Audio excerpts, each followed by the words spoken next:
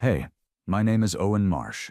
I'm 32 years old, and I fix pianos and old string instruments in a narrow shop on Main Street in Birch Hollow, Vermont, working at the same bench my father used before me. People in this town don't call me for comfort or advice. They call me when something's broken and they need it fixed before dark, because I'm the one who never says he's too tired to come. Birch Hollow is the kind of town where a man can go entire days talking only to people who bring in broken instruments, and for a long time, that suited me fine. My little brother grew up and moved down to Burlington 8 years ago and stopped needing me to be the one holding things together, and the quiet that came after felt earned, even if it echoed a little more than I wanted to admit some nights. It was a Thursday in late August, 20 minutes before I meant to lock up for the night, when the bell over my door rang harder than I'd ever heard it ring. The heat hadn't broken all day, the kind that makes the blacktop shimmer even after the sun starts going down, and the woman who pushed through the door looked like she'd run the whole way through it, shirt stuck to her back, loose strands of hair plastered to her neck. I knew her, not well. Josephine Ashworth, the one everyone in town called Josie, the one who used to bring her 2 kids to the community center every year for the recital, the one whose old baby grand I'd tuned twice since her husband died because she couldn't bring herself to sell it, and couldn't stand hearing it out of key either. I'd spoken to her maybe 6 or 7 times in my whole life. She was holding a folder against her chest so tightly her knuckles had gone bone white. "Owen," she said, and then stopped, like the rest of the sentence had frozen somewhere between her ribs and her mouth. I set down the bridge pins I'd been sorting and came around the counter. "Hey, what's wrong?" She looked at the door behind her like she expected someone to have followed her in, then back at me. When she finally spoke, her voice came out low and fast, the way people talk when they've rehearsed something in the car and are afraid that slowing down even once will make them lose their nerve completely. "I need you to marry me." I know exactly how that sounds. I have less than 2 days. I want to be honest about what went through me in that first second, because it wasn't shock exactly, and it definitely wasn't romance. It was the same fast, cold assessment I run whenever someone brings me an instrument that's been dropped down a flight of stairs, sizing up how bad the damage really is before deciding whether it can be saved at all. I didn't laugh. I didn't ask her to repeat herself. I pulled the stool out from behind the register and told her to sit before she said another word standing up. Because whatever this was, it deserved more than the 2 of us standing in an empty shop with the closed sign already turned around. She sat. She didn't loosen her grip on the folder. "Start from the beginning," I told her. "Not the whole thing, just enough that I understand what I just heard. Daniel died a year ago tomorrow. My husband, Milo and Ruthie's father. He ran the loading yard at his family's mill, the one they've owned 3 generations, and there was an accident with the equipment, and that was it. I got the call at the elementary school, standing in the pickup line." She said it flat, the way people say things they've had to repeat often enough that the words have worn smooth, like river stones. I didn't tell her I was sorry. Something told me sorry wasn't what she'd come here for. Milo and Ruthie's biological mother, Daniel's first wife, died when Ruthie was barely 2, she went on. "I've raised both of those kids since, long before Daniel and I were married. Daniel's will named me as the children's first-choice guardian, and the probate court granted me temporary guardianship while Walter contested it. But the will also incorporated a condition from the Ashworth family trust his grandfather set up decades ago, long before I was ever in the picture. If the surviving spouse hasn't remarried within 1 year of Daniel's death, the trust names the next Ashworth in line as successor guardian to raise the children, and I'm quoting this exactly, in a stable 2-parent household as the trustee sees fit, and lets him petition the court to replace me. The trust pays for the house, the kids' school, everything, and Walter's the trustee. Walter and his wife, Evelyn, live on the other side of town, and he's already filed that petition. It means if I'm not married by tomorrow, the probate judge could grant it, and the kids would move into his house across town by the end of the month. New school, new rules, a housekeeper instead of me putting them to bed. She looked up at me. My lawyer in Montpelier fought it every way he could find. The judge denied our final motion to prevent Walter from relying on the clause that afternoon. I kept believing the court would throw it out. I couldn't ask someone to marry a grieving woman with 2 frightened children until every other door had closed. My lawyer told me there was nothing left except the one thing the trust itself said would stop it. I sat with that for a second. Behind the counter, my phone buzzed with a text I didn't look at. "Why me?" I asked her. Not because I didn't want to help, because I needed her answer before I gave her mine. "I chose you because the children already know you, because everyone in Birch Hollow knows what kind of man you are. And because I believed that if the answer was no, you'd tell me without making me feel smaller for asking. Because you're the only person in this town I trust who isn't already tangled up in Walter's business somehow. Because you fixed Ruthie's toy piano for free the week after the funeral and never once brought it up like I owed you anything for it. Because I have 1 day left, and I'd rather ask a good man for something insane than lose my children to a man who's never once gotten down on the floor to talk to them at their level. I want to tell you I weighed that for a long time, turned it over the way I turn over everything before I decide. That isn't true. I've spent my whole life being the kind of person who moves first and sorts out the wreckage after. Ever since I was 14 and my mother left, and my father came apart quietly enough that somebody had to raise my little brother, and that somebody turned out to be me. I don't measure things twice when somebody's about to lose what matters most. I stood up, grabbed my keys off the hook, and said the only thing that made sense to either of us: "Let's go to the courthouse right now." She stared at me like I'd suggested something physically impossible. "Owen, this isn't a small favor. This is my whole life. My kid's whole life. I know exactly what it is," I told her. "That's why we're not standing here talking about it anymore. We're going." We didn't even make it out the door clean. I called Nathan Cobb from the truck, my oldest friend and the only lawyer in Birch Hollow who'd pick up his phone at 6:15 on a Thursday, and put him on speaker while Josie sat rigid in the passenger seat, with the folder still pressed to her chest, like it might blow away if she let go. Nathan listened for almost a full minute without interrupting, which for Nathan is close to a miracle. "Read me the clause exactly, word for word," he said. Josie read it in a voice that had gone thin at the edges. Nathan went quiet again. "Okay," he said finally. "The way that's written, it only cares about the fact of remarriage, not how long you've been together. Not whether it's love at first sight or a Tuesday afternoon arrangement. If you're legally married before the deadline, the condition Walter's whole petition depends on disappears. He can still try to fight your guardianship in probate court, Josie. He just can't claim the trust's 2-parent household provision was never satisfied. But Owen, if you're doing this, it has to hold up. It has to look like what it is.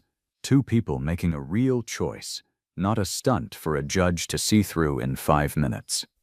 I glanced over at Josie. She was already looking at me. Neither of us said anything for a second, and the silence wasn't awkward the way you'd expect. It felt more like 2 people checking the same math and landing on the same number. We reached the clerk's office with 11 minutes left before it closed for the night. The woman behind the counter, who also served as one of Birch Hollow's justices of the peace, looked at the 2 of us, flushed and out of breath, glanced at the clock, and to her enormous credit didn't ask a single question she didn't have to. She agreed to stay a few minutes past closing.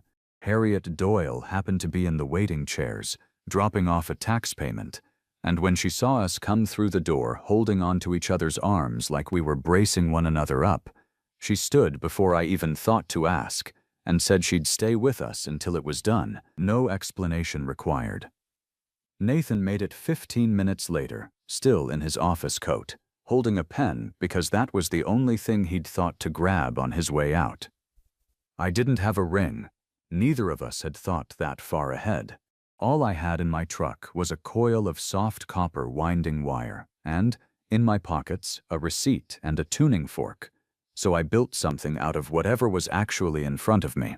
I twisted a length of it into a loop, small enough for her finger, used a small file from my toolbox to smooth the cut ends so it wouldn't catch her skin, and told her it wasn't much, but it would hold until we could do better. She looked at it like it was the strangest, most serious object anyone had ever handed her, and slid it on herself before I could offer. The clerk read through the vows fast and flat, the way people read something they've read 1,000 times. When she asked if I took Josephine Ashworth as my lawfully wedded wife, I said I did, and meant every syllable of it more than I expected to, given that before she'd walked into my shop that evening, I hadn't known I'd be saying it at all. Josie's voice shook on her half, but it didn't break. Harriet cried without any embarrassment about it.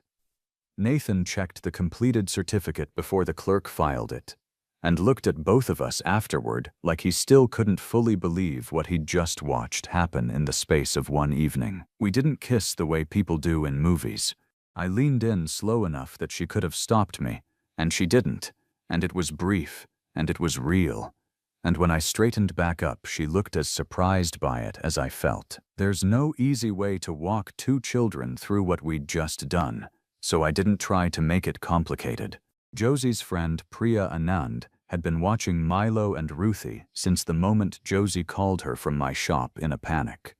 And when we walked into the Ashworth house that night, married, still damp from the heat of the walk up from the truck, Priya took one look at us and went very still. "You actually did it," she said. Josie nodded. Priya studied me for a long moment, the kind of look that measures a man and doesn't pretend otherwise. "You hurt her, or those kids," she told me, "and I will make your life difficult in ways no lawyer can fix." I told her that sounded fair. She almost smiled. Milo was 8, old enough to understand something enormous had happened, and young enough to be furious that no one had asked him first. He stood in the kitchen doorway with his arms crossed and asked flatly whether I was trying to replace his father. I told him no, and that I never would, and that the only thing I was trying to do was make sure nobody could take him or his sister away from his mother, and that if he wanted to be angry at me for showing up fast and messy instead of slow and careful, that was fair, and I'd still be there in the morning regardless. He didn't answer. He just watched me with an expression far too old for an 8-year-old's face. Ruthie, 5, had no such reservations. She was sitting on the living room floor with a small wooden toy piano that had lost half its hammers, the same one I'd fixed for free the week after Daniel's funeral, and when she saw me, she held it up like an offering. "It's broken again," she said. I got down on the floor beside her right there and told her I'd take a look. Milo watched from the doorway the entire time I worked, arms still crossed, saying nothing, but he didn't leave the room either. The next morning didn't go smoothly. Not exactly. I burned the eggs because I'd forgotten anyone besides me was in the kitchen, and Ruthie laughed so hard she nearly slid off her chair, while Milo ate his toast in total silence at the far end of the table, still deciding whether any of this was allowed to feel normal yet. Josie caught my eye through the smoke and didn't say anything, but something in her face had eased since the night before, like she'd slept properly for the first time in longer than one night. Nathan formally took over the guardianship case from Josie's lawyer in Montpelier that same morning.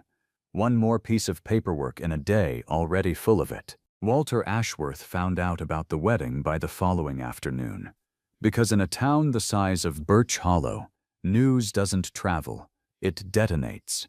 He didn't call ahead. He came to the house himself, in a suit that cost more than my truck, with his lawyer trailing half a step behind him, like a shadow that had learned to bill by the hour. Gordon Pierce introduced himself before Walter said a single word, which told me everything about which one of them usually did the talking in that family. Walter looked at me the way you'd look at a stain on something you'd expected to stay clean. "So you're the piano man," he said. "My son's wife tells me you got married yesterday. Quite a coincidence, given the timing." "It's not a coincidence," Josie said, before I could open my mouth. "It's the reason." Walter's eyes stayed on me. "And what exactly did it cost her," he asked, "to buy that kind of loyalty from a stranger?"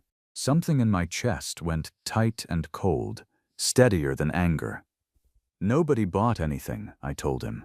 "And I'm not a stranger to her children, whatever I might be to you." Gordon Pierce cleared his throat and said, with the practiced calm of a man who did this exact thing for a living, that they intended to argue before the probate court that a marriage entered into in less than 2 hours solely to defeat a trust provision could not satisfy that provision's actual intent, whatever the marriage certificate said, and that they intended to force us to defend the marriage's legitimacy before the court. Walter didn't wait for his lawyer to finish. He looked past me, at Ruthie's small shape half hidden behind her mother's legs, and for exactly 1 second, something in his face went almost gentle before it hardened again. "This isn't personal," he told Josie. "I'm doing what's right for them." She didn't flinch. "You're doing what's easiest for you to live with. There's a difference, and you know it." He left without saying goodbye to either child. Milo didn't say a word the whole time Walter was in the house, but the moment the door shut behind him, he walked straight past all of us to the piano in the front room and started banging out something loud and furious on keys that had nothing to do with any tune I recognized. Ruthie watched him, then looked up at me. "Is he mad at Grandpa or mad at you?" she asked. "Both, probably," I told her. "That's allowed." She nodded like the answer satisfied something in her and went back to her drawing. Ruthie asked me the next morning, completely out of nowhere while I was replacing a hinge on the pantry door, what she should call me now. "Not Owen," she said, because that felt too grown up, and not Dad, because she still had one of those, even if he wasn't around to answer the phone anymore. I told her she could call me whatever felt right, and take her time deciding, and that I wasn't going anywhere while she figured it out. She thought about it for the rest of the day and settled, by dinner, on Papa Owen, which satisfied some internal rule of hers I never fully understood and never once questioned. By the end of that first week, I'd learned the shape of their days well enough to fit myself into it without stepping on anyone. I picked Milo up from school on the afternoons Josie worked late at the Fenwick house, where she cared for an elderly patient. I figured out Ruthie liked her toast cut into triangles and refused it any other way.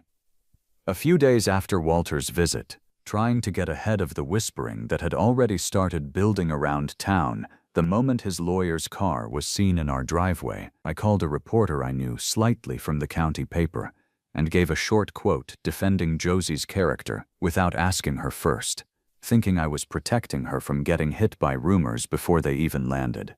She found out when the reporter called the house directly for a follow-up question, and she was not grateful. "You don't get to decide what gets said about my life in the newspaper," she told me, voice tight in a way I hadn't heard from her yet. "Even if you meant well, especially if you meant well." I stood there feeling exactly as foolish as I deserved to feel. "You're right," I told her. "I did it because I wanted to fix something before it broke. And I forgot that fixing things without asking is its own kind of breaking. I'm sorry." She didn't answer right away.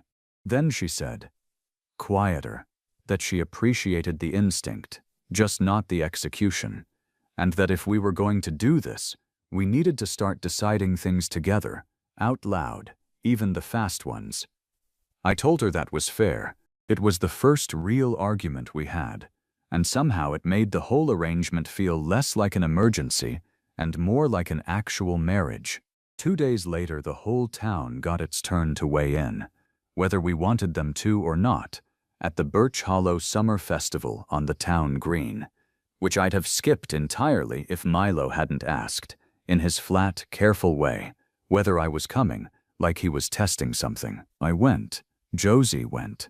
We stood by the lemonade table trying to look like two people who'd been married a decade instead of 5 days, and for about 20 minutes it almost worked. Then one of Walter's cousins, a heavyset man named Roland who ran the hardware store and owed his lease to the Ashworth family, as did half the storefronts on Main Street, made a point of walking past our table loud enough for half the green to hear him. "Some people will marry anybody," he said to nobody in particular, "if the house comes with it." A ripple moved through the nearest tables the way it does when everyone's pretending not to have heard something they heard perfectly well. Josie went very still beside me. I felt her hand find mine on the table's edge, not gripping it, just resting there like she needed to know it was solid. I could have said something sharp back at Roland. I wanted to. Instead, I looked at him and said, loud enough to carry exactly as far as his voice had, that I'd fixed pianos in half the houses in this town for free when people couldn't pay, including his own mother's upright the year she lost her job at the mill, and that if anyone here thought I'd started charging for kindness now, they were welcome to come ask me to my face, instead of over a lemonade table. Roland's ears went red. He didn't have an answer for that. Josie wasn't finished either. She looked at Roland and said, evenly, that she'd buried a husband, fought a court case alone for 11 months, and was still standing upright on that green, and that if he wanted to know what desperation actually looked like, it wasn't a widow accepting help from a decent man, it was a grown man needing to humiliate her at a summer festival to feel bigger than his own life. Roland didn't stay for dessert. Priya, who'd come to watch the kids' craft table, caught my eye across the green afterward and gave me a small, approving nod. The first one she'd given me since the night of the wedding. Milo, standing a few feet away holding a plate of cookies, looked up at me with an expression I hadn't seen on him yet, something close to approval, though he'd have died before admitting it out loud. On the drive home, he asked, without looking up from his plate, whether Roland's mother's piano had actually been that bad. Worse, I told him. 3 dead keys and a crack in the soundboard. He almost smiled. It was the first almost smile I'd gotten out of him all week. 3 nights after that, a severe thunderstorm rolled in that the radio had been warning about for 2 days. The kind of summer system that snaps power lines across half the county and doesn't give the grid back until well into the next afternoon. Ours went dark around 10.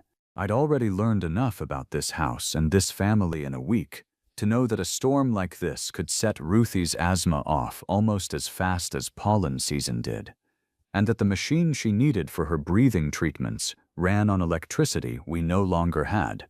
She started coughing around 11, the kind of cough that turns into something with a rattle underneath it, and within 20 minutes her breathing had gone thin and fast enough that every bit of color left Josie's face. Josie already had 911 on the phone, giving the dispatcher our address in a voice steadier than I felt. The roads were bad enough that an ambulance would take the better part of an hour, maybe more. I didn't wait to hear the rest. I went out to my truck in the wind and pulled the inverter I keep for job sites from under the back seat, the kind that runs off a car battery, and ran a line through the kitchen window. I had Ruthie's nebulizer humming again in under 10 minutes, kneeling on the floor while Josie held her against her chest. The phone still open on the counter, with the dispatcher talking her through what to watch for, and Milo stood rigid in the doorway with his hands balled into fists, like there was something in the room he could hit if he only knew where it was. It took another 20 minutes before Ruthie's breathing eased into something that didn't sound like it was tearing at the edges. The ambulance reached us nearly 90 minutes later. The paramedics checked her over, said the nebulizer had likely kept things from getting worse, and left instructions to call again if anything changed. Once they'd gone, I went outside with a flashlight and found a maple limb across the driveway. Nothing worse. When I came back inside, Milo sat down beside his sister and put his head against her shoulder. I understood, watching him, that some wall in him had come down that night too. The same one that had come down in Ruthie the day I fixed her piano. Later, once both kids were finally asleep, Josie and I sat on the porch step in the cooler air the storm had left behind, because it felt easier to breathe together out there than to sit silently in the house pretending neither of us was still shaken. Neither of us said much at first. Then she said, without looking at me, that she used to think she'd already used up every version of scared a person could feel the night Daniel died, and that tonight had found a new one anyway. I told her I understood that better than she probably realized. That fear doesn't run out. It just finds new shapes to wear. She turned to look at me. I don't know when this stopped being only about the trust for me, she said. Maybe it never fully was. It hadn't been only about that for me either, I told her. Not since somewhere around the second morning, watching you stand in that kitchen, deciding to keep standing no matter what the day threw at you next. I leaned toward her, and she met me halfway, like she'd been waiting for me to stop being careful about it. When we finally pulled apart, the last of the storm clouds were breaking up over the ridge, and for the first time since she'd walked into my shop with a folder pressed to her chest, neither of us was thinking about a deadline at all. When Milo came downstairs the next morning and found us still sitting at the kitchen table together, coffee gone cold between us, he didn't say anything about it directly. He just set an extra plate at the table without being asked, which from Milo was as good as a formal announcement to the entire household. Nathan called 4 days later with the kind of news that changes the whole shape of a fight. Using the annual trust statements and tax documents Josie had kept, along with additional records he'd pried loose through the probate court's emergency disclosure order, he'd spent the week combing through the trust's financial records and accountings. Records Walter had always managed personally without much outside oversight, and what he'd found wasn't a technicality. Walter had been quietly routing a portion of the trust's income back into the mill's own operating accounts for years, dressed up as management fees, roughly 4 times what any comparable trust would actually charge. It wasn't a small amount, and it wasn't recent. It reached back at least 4 years, beginning well before Daniel's death. That's not bad judgment, Nathan told us over the kitchen table. That's a trustee helping himself to money that belongs to his own grandchildren. Any judge who sees this is going to ask a lot harder questions about who's actually unfit to raise these kids. Walter didn't wait for that particular fight to start on its own schedule. 2 days after Nathan's call, the school phoned Josie in the middle of her shift at the Fenwick house to say that a man claiming to represent Walter Ashworth had come to the front office and attempted to sign Milo and Ruthie out early, citing Walter's position as trustee and his pending petition to become the children's guardian. The office had refused because the only people authorized to collect the children were Josie and, since the wedding, me. I got there roughly 4 minutes after Josie did. We found her standing in the school office practically vibrating with a fury I hadn't seen from her yet, while the man Walter had sent stood by the door looking like he badly wanted to be somewhere else entirely. I didn't say much to him. I didn't need to. The assistant principal, a steady older woman who'd clearly had enough of Ashworth family business spilling into her building, told him plainly that if anyone attempted that again without a signed court order, she'd be calling the sheriff next time, not asking politely first. He left without another word. Ruthie cried when she found out someone had tried to take her out of school without her mother there, and it took Josie and me most of that evening to convince her it wouldn't happen again, though neither of us fully believed that ourselves yet. Milo didn't cry. He just asked, in his flat, careful way, whether Grandpa Walter could actually do that, take them, if the judge decided the marriage didn't count under the trust. I told him the truth, that Nathan was making sure of the opposite, and that whatever happened in any courtroom, Nobody was walking out of this house with him or his sister, while I still had legs to stand between them and the door.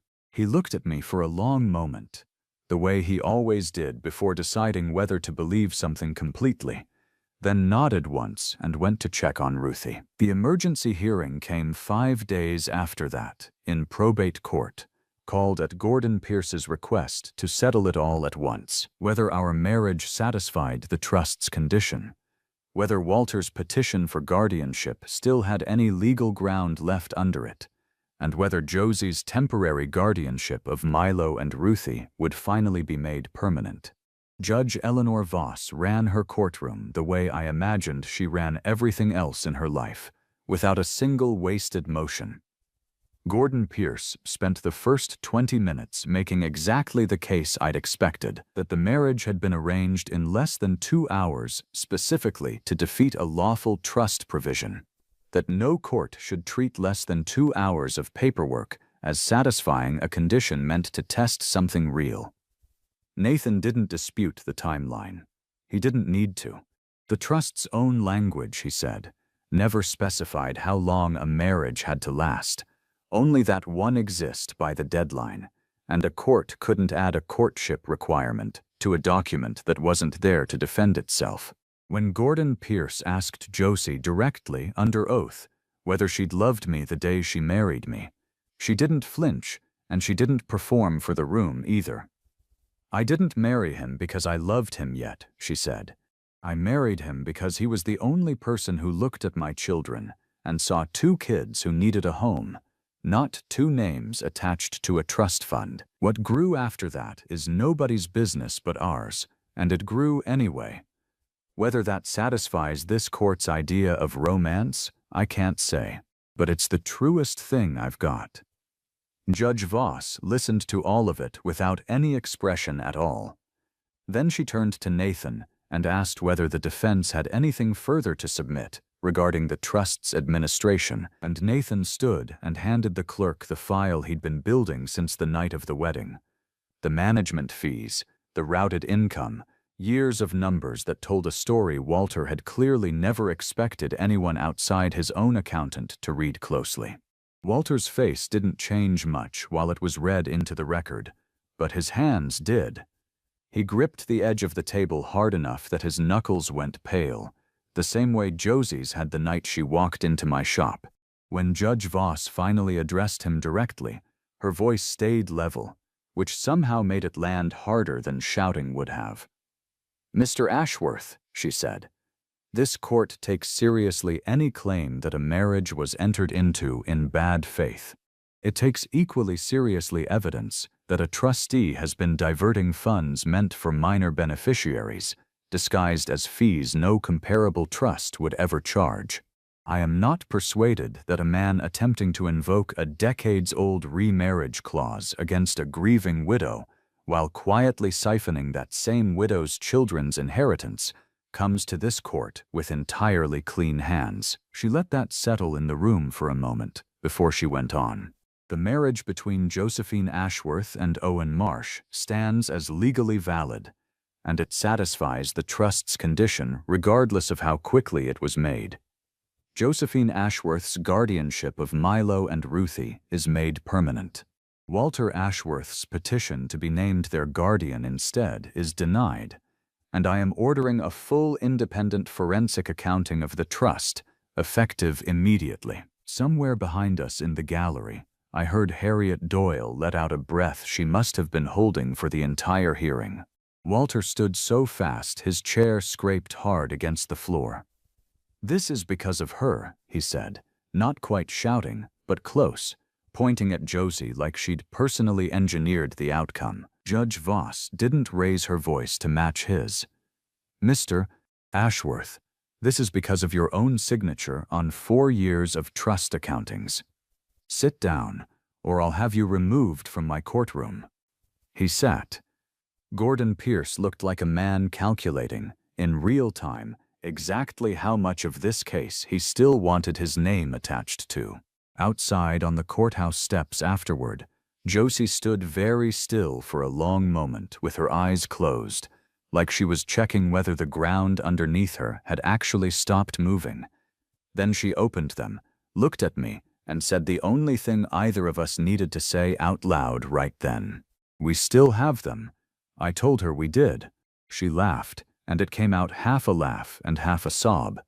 And Milo, who'd been allowed to skip the last 2 hours of school to be there, stepped in close and put his arms around both of us at once, without any of the careful distance he'd kept around me the first week after the wedding. Walter never came to the house again. The court-ordered forensic accounting confirmed exactly what Nathan's file had promised it would. And by spring, the probate court had formally removed Walter as trustee, ordered him to repay what he'd diverted, and appointed an independent professional trustee to look after the children's inheritance instead. I heard, secondhand, that he still asks Priya's husband, who does deliveries out to the mill, how the children are doing, though he's never once asked to see them himself. Milo started coming out to the shop with me on Saturday mornings not long after the hearing, first just to watch, then to actually hand me tools, then, by early spring, to help me restring a beat-up guitar someone had dropped off, while I guided him through every step. He never said much about why he kept coming. He didn't have to. The wire ring lasted 4 months before I replaced it, at Milo's insistence more than Josie's. He picked it out himself at the jeweler's 2 towns over, took the whole decision as seriously as he takes everything, and told me afterward, with the particular gravity of a boy who decided to trust someone completely, that if I was going to be around this long, I ought to do it properly. I told him I planned on it. I've thought a lot since then about what actually makes a family, and I don't think it's blood, and I don't think it's paperwork either, though we've got the guardianship order framed in the hall alongside our marriage license. I think it's just showing up enough times in a row that somebody stops flinching when you walk through the door. One evening this past June, almost 2 years since the night Josie first walked into my shop with her hair damp from the heat and a folder pressed to her chest, Ruthie sat at the little wooden piano in our front room, the same one with the once broken hammers, picking out a song I'd taught her note by note over a dozen quiet evenings. Milo sat nearby, pretending to read, but clearly listening to every note. Josie stood in the doorway with her arms crossed and an expression I'd come to know better than any other I'd ever learned to read. When Ruthie finished the last note clean, she spun around on the bench, grinned up at me, and asked if I'd fix the piano again someday, if it ever broke. "I'll fix anything in this house," I told her, "for as long as you need me to."